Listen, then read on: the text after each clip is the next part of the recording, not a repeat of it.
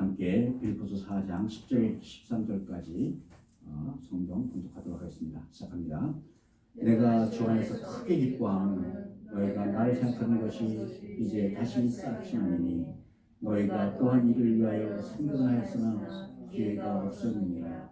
내가 궁핍함으로 말하는 것이 아니라 어떤 형편에서든지 나는 자족하기를 배우려니 나는 비천에 처할 줄도 알고 풍부에 처할 줄도 알아. 모든 일 곧 배부름과 배고픔과 풍부와 궁핍에도 처할 줄 아는 일체의 비결을 배우노라. 내게 능력 주신 자 안에서 내가 모든 것을 할 수 있느니라. 아멘. 아멘. 할렐루야. 오늘 성탄절 예배 참석하신 여러분들 주님의 이름으로 축복드립니다. 어느덧 올해 마지막 주간이자 성탄절 주일을 맞았어요. 특별히 오늘은 지난 9월 달부터 계속 시작했던 우리 빌립보서를 마지막으로 나누는 날입니다. 처음부터 끝까지 빌립보서를 마치게 해주신 하나님께 찬송과 감사와 영광 올려옵나이다. 또 4년 4개월 동안 이 빌립보서 말씀을 전하면서 함께 감동을 나누셨던 여러분들께도 주님 주신 기쁨이 함께 하시기를 주님의 이름으로 축복드립니다. 무엇보다 이 빌립보서에는 성탄절을 맞는 그런 말씀들이 참 많아요. 그 중에 빌립보서의 중심 주제라고 보는 2장 5절부터 8절까지의 말씀 한번 스크린 쳐주시죠. 이 사실 빌립보서의 중심 구절인데요. 이 말씀 스크린을 보면서 한번 같이 읽도록 하겠습니다. 시작합니다. 너희 안에 이 마음을 품으라. 곧 그리스도 예수의 마음이니 그는 근본 하나님의 뜻이시며 하나님과 동등됨을 취약해서 여기지 아니하시고 오히려 자기를 비워 종의 형체를 하시사 사람들이 같이 되셨고 사람의 모양으로 나타나사 자기를 낮추시고 죽기까지 복종하셨으니 곧 십자가에 죽으심이라. 아멘. 괜찮으세요? 이 말씀은 우리 성육신하신 하나님의 독생자의 마음에 관한 말씀이에요. 그래서 사도는 빌립보 교인들을 향해서 그리스도 예수의 마음을 품으라 하고 말씀하는 겁니다. 다시 말하면 도대체 성육신하신 하나님, 그 예수 그리스도의 마음, 그 영성은 어떤 마음이었을까? 신학자들은 이를 가르쳐서 예수 그리스도의 자기 비움의 마음, 겸손의 마음, 혹은 신학적인 용어로 케노시스의 영성이라고 말하기도 하죠. 살아계신 영광의 하나님께서 자기를 비우실 수 있었기에 천한 사람으로 태어날 수 있었다는 겁니다. 이렇게 예수를 주로 믿는 사람들은 이 예수의 자기 비움의 영성을 본받아가며 살아가는 것이죠. 반복해서 말씀드리자면 예수 믿는 사람들은 자기의 육체적인 자랑거리는 모두 배설물처럼 버리고 대신 그 안에 예수 그리스도라는 그 고상한 지식으로 채우는 삶을 살아가라는 그 말씀입니다. 아멘. 오늘 성탄절을 맞아 이 메시지가 사실은 쉽게 이해가 가지 않죠. 다행히 사도 바울은 오늘 본문을 통해서 우리 믿는 자들이 실생활에서 예수의 마음을 품고 살 수 있도록 쉽게 풀어서 말씀해주고 계시는 거예요. 그 결론이 오늘 본문 13절의 말씀입니다. 내게 능력 주시는 자 안에서 내가 모든 것을 할 수 있습니다. 아멘. 근데 우리는 종종 이 말씀이 내가 내 능력으로 모든 것을 한다고 그렇게 오해를 해요. 그렇게 오해를 하면 이 말씀은 철저히 반성경적인 말씀, 인본주의 말씀이 되고 마는 것이죠. 사실 사도의 이런 고백은 내 안에서 역사하시는 그리스도의 능력을 누려본 자만 가지고 있는 완전한 삶의 고백이 되는 것이죠. 바꿔 얘기하면 너희가 예수 그리스도의 마음을 가지고 겸손의 삶을 살면 주님께서는 너희가 어떤 일도 감당할 수 있는 능력을 주신다는 말씀이 됩니다. 그러므로 성탄의 진정한 의미는 성육신하신 예수님의 자기 비움의 은혜로부터 시작되었다는 줄 믿으시기 바랍니다. 아멘. 그렇다면 능력 주신 자 안에서 모든 것을 할 수 있는 이 은혜를 누리는 삶이란 어떤 삶을 말하는 걸까요? 오늘 성탄절을 맞아 성탄의 기쁨을 누리는 삶에 관한 말씀에 대해서 함께 말씀 나누겠습니다. 첫째로 성탄의 기쁨을 누리는 삶이란 감사하는 삶이라는 거예요. 아멘. 10절 우리 함께 읽어볼까요? 내가 주 안에서 크게 기뻐하면 너희가 나를 생각하는 것이 이제 다시 싹이 나기니 너희가 또한 이를 위하여 생각을 하였으나 기회가 없었느니라. 아멘. 바울은 빌립보 교회에서 보내준 선물, 아마 선교 헌금이겠죠. 이 선교 헌금에 대한 감사의 말씀으로 오늘 본문을 시작합니다. 그런데 이 선물에 다시 싹시 나미니라는 말이 따르는 거 보니까 좀 특별한 사연이 붙었던 것 같아요. 아마 빌립보 교회에서 보내주던 후원이 한동안 끊겼다가 이번에 다시 시작된 것 같습니다. 그래서 사도가 기뻐하는 이유는 이 후원하는 그 선물보다도 다시 후원하기로 결정했던 그 마음 때문이라는 거죠. 그리고 나가서 오히려 한동안 돕지 못했던 빌립보 교회 교인들의 마음을 위로하는 말씀을 계속하고 있습니다. 아마 교회 사정이 여의치 않았다든지 그래서 기회가 없어서 그랬을 거야. 빌립보 교인들을 감싸주고 있는 마음이죠. 사실 바울 입장에서 보면 보내오던 후원이 갑자기 끊기고 소식도 뜸해지고 속으로 꽤 걱정도 되지 않았겠습니까? 어떻게 보면 한편으로 서운하기도 하고 이 빌립보 교회가 내가 제일 처음 세운 교회인데 하는 그런 괘씸한 마음도 들지 않았겠어요? 그럼에도 불구하고 바울은 오늘 기회가 없어서 그런 거겠지 그렇게 좋게 생각했다는 겁니다. 그렇죠? 어려운 일을 당해도 늘 좋게 생각할 수 있는 마음이 중요하다는 겁니다. 그렇지 못하면 이 험한 세상살이를 살아가면서 어떻게 기뻐하는 마음으로 살 수가 있겠냐는 거예요. 어려운 일까지도 좋게 생각하는 그 긍정적인 마음에서 감사하는 마음이 시작되는 줄 믿습니다. 아멘. 이렇게 기뻐하는 삶이란 감사하는 습관에서 나온다는 거예요. 오늘 본문에 나온 빌립보 교회에 대해 사도 입장에서 생각할 수 있는 일은 둘 중에 하나가 됐겠죠.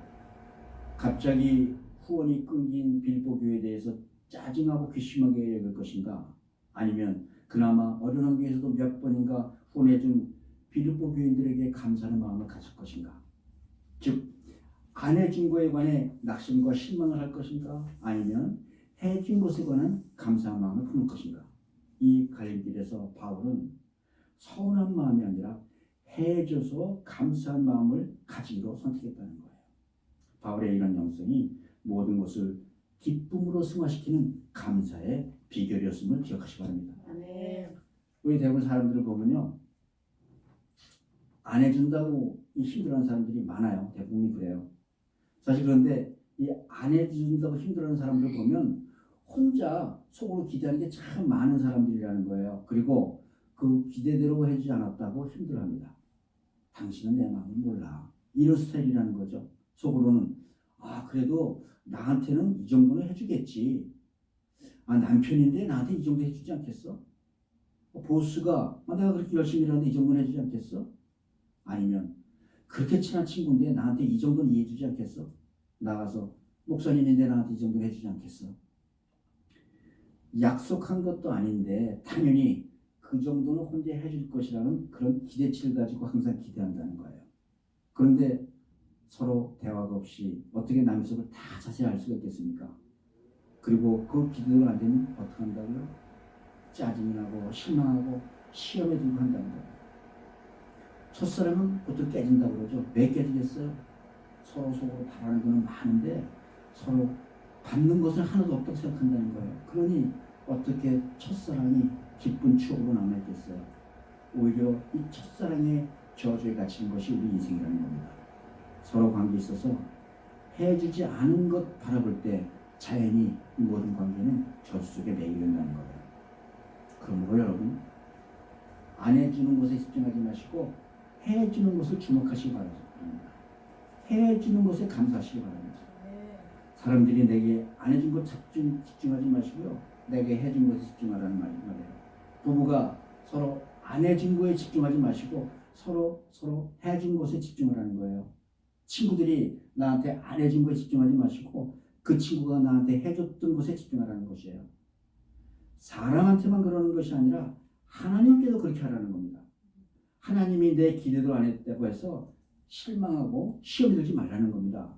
따지고 보면 하나님께서 해주신 것이 얼마나 많습니까? 아니 사실은 오늘 이 존재 자체가 다 사실 하나님께서 해주신 거잖아요. 찬송가에도 있죠. 세상 풍파는 너를 흔들어 받은 복을 세어보아라. 주의 주신 크신 복을 알리라. 아멘. 세기 시작하면 하나님이 내게 이렇게 놀라운 일도 해주셨구나.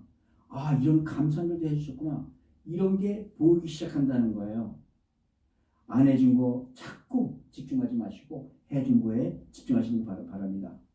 받은 은혜에 집중할 때 우리의 처한 환경에 관계없이 우리의 기쁨이 우리 안에서 충만할 줄 믿습니다. 아멘. 그러므로 이 기쁨이란 것은 우리가 무엇을 보느냐에 달려있다는 거예요. 우리의 눈은 무언가를 집중해서 바라보면 초점이 맞춰진 그 부분 주위에는 뽀에서 잘 보이지도 않습니다. 내가 입은 은혜에 초점이 맞춰지면 더 이상 내가 안 받은 것들로 인해 낭만이나 실망을 하지 않는다는 거예요. 그러면 불평과 불만은 어느 정도 사라지고 감사와 기쁨이 대신 그 자리에 차오른다는 겁니다.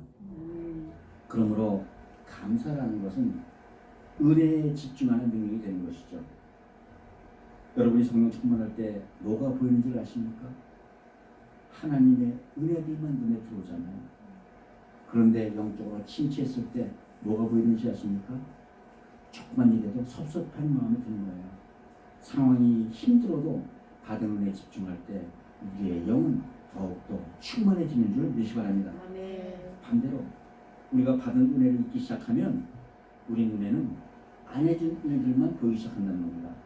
다른 말로 나는 당연히 그 정도 은혜를 받은 자격이 있는 사람이다 라고 생각한다는 거죠.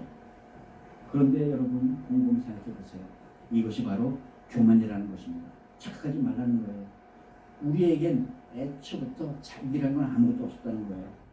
우리는 당연히 지옥에 가서 불못 속에서 신음해야 될 죄인이었다는 겁니다. 그런데 하나님께서 전적인 은혜로 우리에게 새 생명을 주시고 천국을 약속해 주신 거거든요. 이는 마치 물에 빠진 자를 주에 주니까 자기 짐을 내놓으라고 달려붙는 그런 심부랑 똑같은 끝난 겁니다. 그러므로 사랑하는 성도 여러분, 감사하는 마음은 바로 이 은혜를 잊지 않는 마음에서 출발한다는 거예요. 아멘. 그리고 하나님의 축복은 항상 그 은혜에 감사할 때 따라오는 줄 믿으시기 바랍니다. 아멘. 그런데도 우리는 왜 가끔 너무나 자주 나는 이런 축복을 누릴 자격이 있다고 믿는 거죠. 이미 예수님께서 나를 구원해 주시고 나를 의롭다고 여겨주셨기 때문이에요?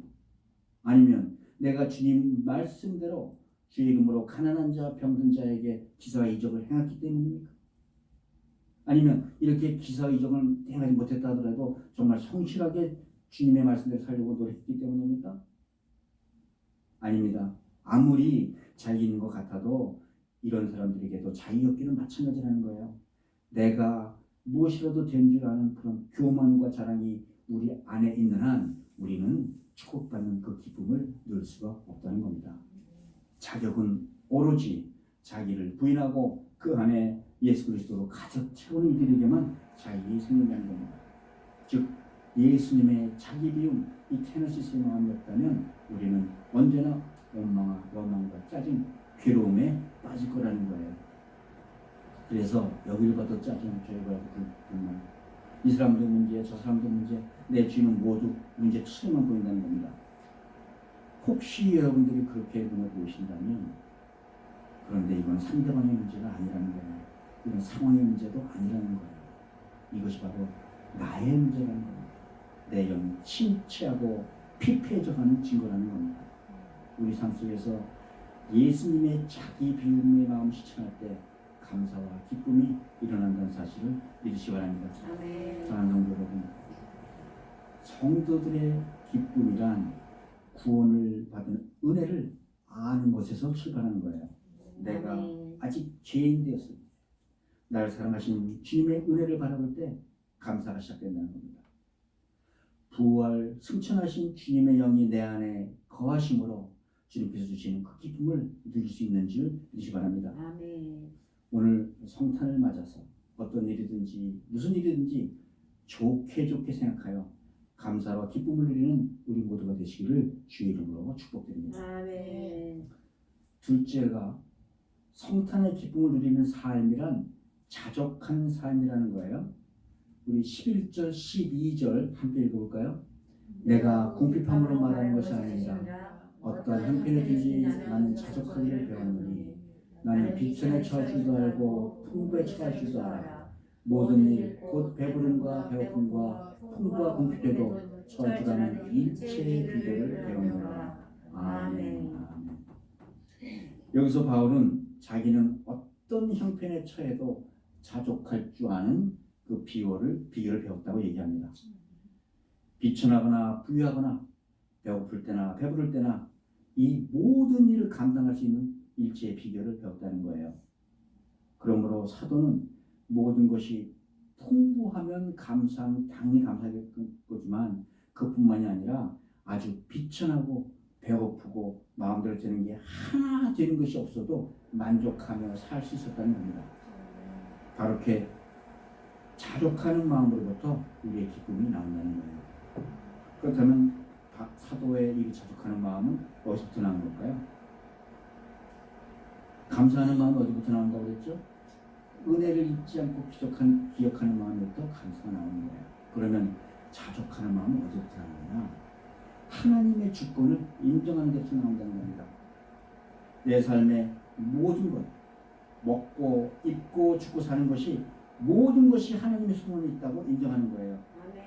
즉 내 삶은 내가 결정하는 것이 아니라 하나님께서 결정하신다는 그 믿음으로 산다는 겁니다. 우리 자주 복음성가 실수 없이 나의 하나님 찬양하잖아요. 그저 찬송하니까 따라 부르는 게 아니라 하나님은 실수가 없으신 분이니까 나를 하나님께 맡겨놔도 하나님께서는 한치 오차도 없이 틀림없이 나를 가장 좋은 길로 인도하신다는 그 믿음을 고백한다는 겁니다. 아멘. 지금 내게 환난이 닥쳐도 거기에는 나는 잘 알지는 못하지만 무슨 하나님의 뜻이 있으셨겠지. 아멘. 일이 내 생각대로 풀어지지 않지만 거기에도 하나님의 뜻하신 무엇인가가 있겠지. 아멘. 하나님을 믿는다 고백하면서도 내 뜻대로 이루어지지 않는다고 하나님을 원망하고 시험에 들지 말라는 겁니다. 나는 무엇이 최선인지는 모릅니다. 그러나 지금 하나님께서 내가 최선의 길로 가도록 인도하시는 거에 의심치 말라는 겁니다. 아멘. 하나님께서 나를 위해 최선을 다하시는데 내가 지금 뭐 좀 곤란해요. 형편이 어려워요. 그게 무슨 문제가 될 거냐는 거죠. 어련히 하나님께서 다 잘 알아서 해주시잖아. 할렐루야. 아멘. 그래서 하나님의 주권을 인정하는 자만이 자족할 수 있는 주님의 은혜를 누리는 줄 믿으시기 바랍니다. 아멘. 그렇다고 어차피 하나님이 나를 주권으로 이끄시니까 내가 그저 내 마음 기분 내 기분대로 살라는 거 그런 말씀은 아니죠. 내 죄 때문에 내 죄로 인하여 이렇게 상황이 악화됐다면 먼저 회개함으로 그 일을 풀어나가야 되는 것이죠. 그런데 그게 아니라 주 안에서 성실하게 열심을 다했는데도 어려움을 만났다면 그러면 여러분 이는 그냥 주님의 뜻이라고 믿고 더 이상 마음을 낭비하지 말고 자족하라는 말씀입니다. 실수가 없으신 하나님께서 내 유익을 위해 나를 지금 오늘 이 자리에 두셨다. 그걸 믿으라는 겁니다. 일이 더 나빠졌다고 해도 최선일 것이고 일이 조금 잘 되어도 최선일 거라는 것이에요. 하나님은 실수가 없으신 분이지 않습니까? 아멘. 하나님의 주권 인정할 때 비로소 우리는 주 안에서 평강의 기쁨을 누리는 줄 믿으시기 바랍니다. 아멘. 여러분들은 어떠세요? 궁핍하거나 일도 잘 안 풀 때 어떻게 반응하세요? 비천에 처하거나 배고플 때 어떤 때 섭섭하기도 하잖아요. 섭섭함 시험에 들 위험도 있긴 해요. 그러나 주 안에서 겪는 환난이라면 이 상황을 믿음으로 고백하시고 자족하시기 바랍니다. 자족하는 마음 풀으시고 할렐루야를 외치시기 바라요. 하나님은 그렇게 하셨잖아요. 살다가 너무 궁핍하고 어려울 때를 만나면 오히려 우리는 이런 믿음을 쉽게 가질 수도 있고 고백할 수도 있습니다. 근데 반대로 풍부하고 배부를 때는 어떠냐는 거예요. 반대로 모든 것이 풍성할 때는 오히려 우리가 게으름에 빠져 우리의 영이 서서히 피폐해져 가는 사실도 보지 못한다는 거예요. 아무리 일이 잘 풀리고 풍성해지면 그러면 우리 생각에 성령이 더 충만해질 것 같지만 대부분의 사람들이 그렇지 못한다는 겁니다. 안락함 가운데 영적으로 나태하기 시작하면 영적인 환경에서 자꾸 침체당한다는 거예요. 그래서 어떤 사람들은 잘 나오던 교회도 하루도 빠지다가 교회로부터 마음이 멀어져 가기도 합니다. 풍부함으로 인해 세상 볼거리에 빠져서 교회로부터 멀어지거나 복음으로부터도 멀어져 나간다는 거예요. 이런 예 한두 끝도 없죠. 코비드로 교회 못 가서 우리 집에서 줌으로 예배 보던 그런 갈급한 시절도 있었습니다. 처음에 긴장해서 온 가족이 정장을 하고 시간에 맞춰 정리 시간에 TV 앞에 모여서 예배를 드렸어요. 근데 몇 달이 지나니까 하나 둘 자유복장으로 바뀝니다. 또 하나 둘 자기가 보기 좋아하는 채널로 골라 넘어갑니다. 그러다 코로나 끝나니까 아예 교회 간다는 이 교회 예배 온다는 것이 너무 불편해졌어요. 환난을 만나면 누구나 처음엔 긴장을 합니다. 그래서 하나님 앞에 무릎 꿇다가 좀 나아지면 즉시 세상으로 돌아간다는 거예요. 사업만 한다고 기도하다가 날씨다가 사업이 조금 나아지면 자기가 잘한 줄 안다는 겁니다. 죽을 병에 걸렸어요. 새벽 기도까지 다 나오다가 좀 나아지는 거니까 이제 주일 예배에서 보기가 힘듭니다. 왜 그런지 아세요? 하나님 주신 그 복에 주신 하나님을 잊어버리고 그 주신 복에 빠져버렸다는 거예요. 그래서 사도 바울은 그런 풍부와 궁핍에도 처하지 않은 일체의 비결을 배웠다고 말씀하시는 겁니다.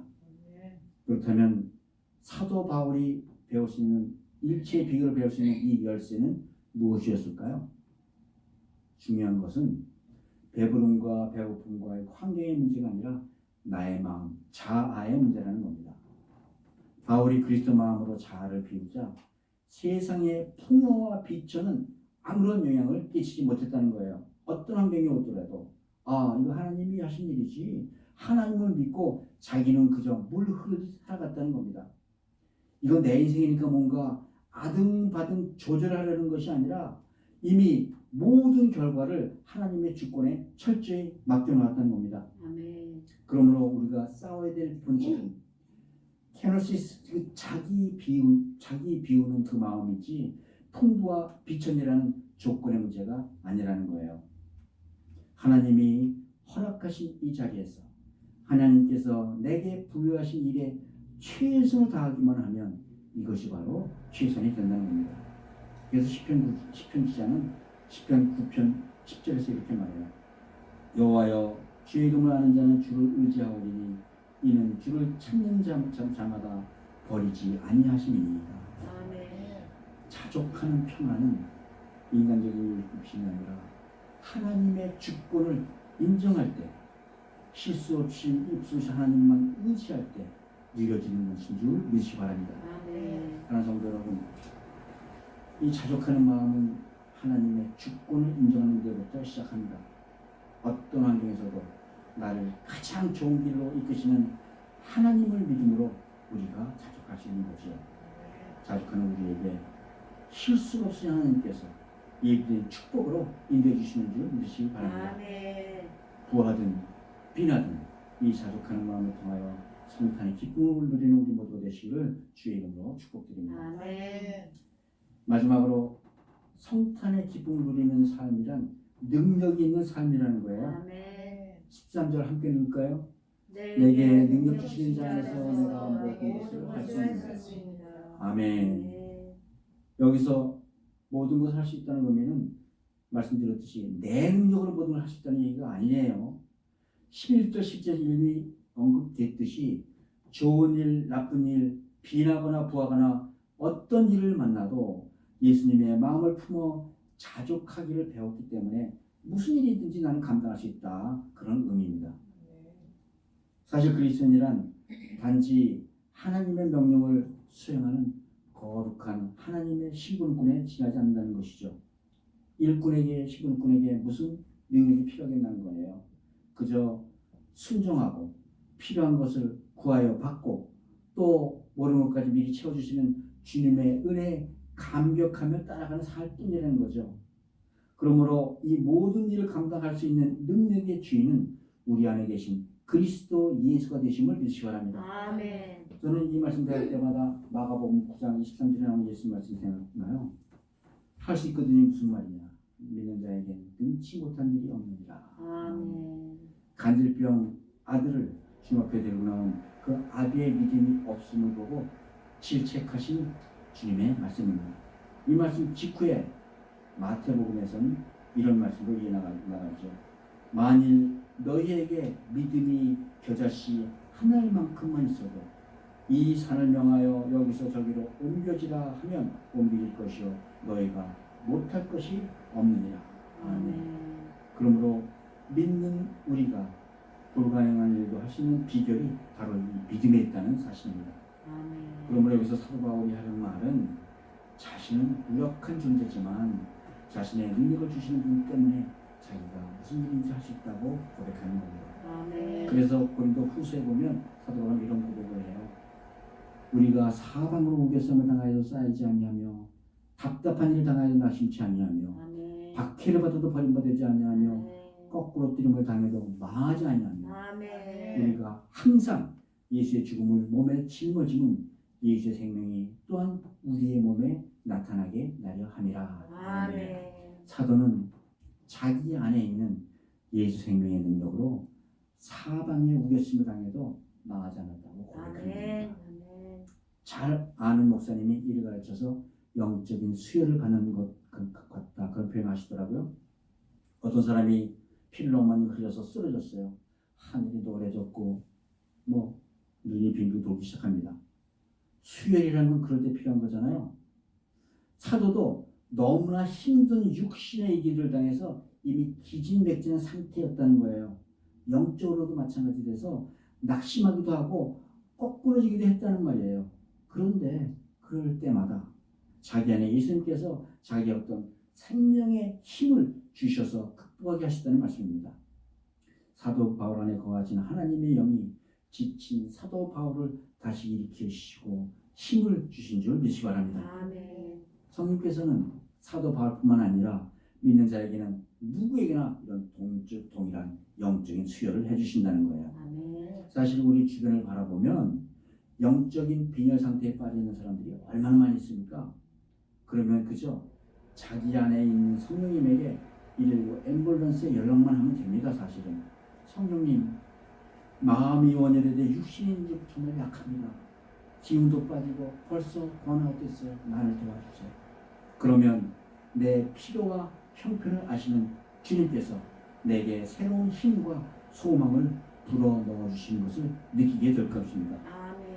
이렇게 하나님께서 나와 함께 계신다는 사실을 확인하는 순간 믿는 자들에게 평강이 임하는 줄 믿으시기 바랍니다. 아멘.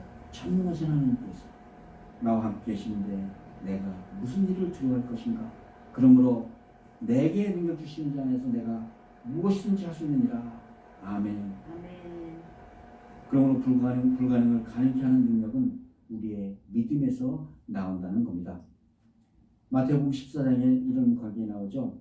예수님의 제자 베드로가 갈릴리 바다 위를 걸어오시는 예수님을 보고 소리칩니다. 주님, 만일 당신이시거든 나를 무리에 오게 하소서. 그리고 주님께서 그를 오라 하고 부르실 때 그는 인류 역사상 최초로 무리를 걷는 일반인이 되었죠. 그런데 몇 걸음 걷던 베드로가 바람에 놀라 빠지는 순간, 바람이 놀라는 순간 베드로는 바다에 빠지고 맙니다. 풍랑의 마음을 뺏겨 주님으로부터 시선을 돌리는 순간 마음에 두려움들이 몰려온다는 거예요. 이에 예수님이 다가와 손을 잡으시며 이렇게 청하시죠. 믿음이 적은 자여 왜 의심하였느냐. 여러분, 우리가 예수님을만 바라보고 나아가면 우리도 인생의 풍랑이를 걸을 수 있다는 겁니다. 아멘. 절망의 풍랑이를 걸어가고 질병의 풍랑이를 걸어가고 아멘. 고난의 풍랑이를 걸어갈 수 있다는 거예요. 아멘. 예수님을 바라보고 그 말씀에 순종하면 모든 문제가 해결되고 우리 삶 가운데 불가능이 없는 줄 믿으세요. 아멘. 단순히 믿으세요. 아멘. 그래서 오로지 주님만 바라보고 나아가시기 바랍니다. 아멘. 낙심하지 말고 아멘. 믿음으로 나아가세요. 아멘. 믿음으로 나아갈 때 주님께서는 우리에게 어떤 어려움도 넉넉히 이길 수 있는 힘을 주시는 겁니다. 아멘. 정말 어떤 때는 포기하고 정말 고난이 혹심할 때도 있죠. 당하는 고난이 너무 커서 어디가 말도 제대로 못하고 눈물조차 말라버린 그런 고난도 겪습니다. 그러나 내 힘으로는 부족해도 주 안에서 능치 못할 일이 없는 줄 믿으시기 바랍니다. 아멘. 조금만 더 참고 조금만 더 견디고 믿음으로 나가시기 바라요. 아멘. 주님께서 이 땅에 오신 이유가 이런 고통을 당신의 몸으로 체휼하기 위함이라고 히브리서에서 말씀하고 있습니다. 주님, 내가 이렇게 힘들고 어렵습니다. 주님, 저를 불쌍히 여겨 주시옵소서. 주님께서 오늘 우리들에게 오신 이유가 그런 우리를 불쌍히 여기셨다는 것을 기억하시기 바랍니다. 아멘. 원망하고 불평하고 낙심하지 마시기 바랍니다. 포기하거나 물러서지도 마시기 바랍니다. 오직 단순하게 주님만 바라보고 나갈 때 주님의 기적이 임하게 될 것입니다. 아멘. 주님의 능력으로 주님의 도우심으로 우리는 모든 환난으로부터 넉넉히 이기는 줄 믿으시기 바랍니다. 아멘. 혹시 내 믿음이 너무 작지 않을까? 이런 자기 전문에도 빠지지 말라는 거예요. 조금만 믿음의 문제가 아니라 의심의 문제라는 겁니다. 주님께서는 우리에게 결심하는 믿음만 있어도 산을 움직일 수 있던 능력을 주셨다고 말씀하셨어요. 믿음 위에 서 있기만 하면 우리에겐 이 세상에서 감당치 못할 일이 없는 줄 믿으시기 바랍니다. 아멘. 사랑하는 성도 여러분, 할렐루야, 우리 주님께서 우리에게 능력을 주셨습니다. 아멘. 예수님의 마음을 품은 우리에게 주님께서는 어떤 환경에서도 이겨내는 능력을 주신 줄 믿습니다. 아멘. 내게 능력 주시는 자 안에서 내가 모든 것을 할 수 있느니라. 이 사도 바울의 고백이 오늘 내 고백이 되는 은혜를 누리시기를 주님의 이름으로 축복드립니다. 아멘. 결론을 맺겠습니다. 성탄을 맞이하는 우리들에게 오늘 주님께서 말씀 주십니다. 내게 능력 주시는 자 안에서 내가 모든 것을 할 수 있는 것입니다. 아멘. 그래서 말씀만 드리는 거예요. 그러기 위해서는 우리가 먼저 그리스도 예수의 마음을 품어야 한다는 겁니다. 그러면 하나님께서 나를 높여주시고 나로 능력의 삶을 살아가게 하신다는 거예요. 그리하면 내 안에 계신 성령님의 능력으로 내가 무엇이든지 할 수 있다는 고백을 할 수 있다는 겁니다. 그래서 성경은 이렇게 말씀하세요. 하나님이 능히 모든 은혜를 너에게 넘치게 하시나니 이는 너희로 모든 일에 항상 모든 것이 넉넉하여 모든 착한 일을 넘치게 하려 하시니라. 아멘.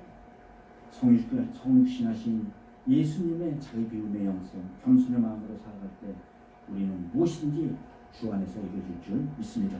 사랑하는 성도 여러분, 성탄절을 맞아 먼저 주 안에서 항상 감사하는 법을 배우시기 바랍니다. 아멘. 어떤 환경에서도 스스로 만족하는 법을 배우시기 바랍니다. 아멘. 그리고 믿음에 굳게 서서 주님을 바라보며 주님이 모든 것을 할 수 있는 하나님의 능력이 우리의 삶 속에 나타날 줄 믿습니다. 아멘. 이것이 오늘 우리의 삶 속에서 성탄의 기쁨을 누리며 복음을 세상에 선포하는 삶인 줄 믿기 바랍니다. 아멘. 우리 모두 주 안에서 모든 것을 할 수 있는 주님의 능력으로 이 성탄의 기쁨을 누려가는 우리가 되시기를 우리 주 예수 그리스도의 축복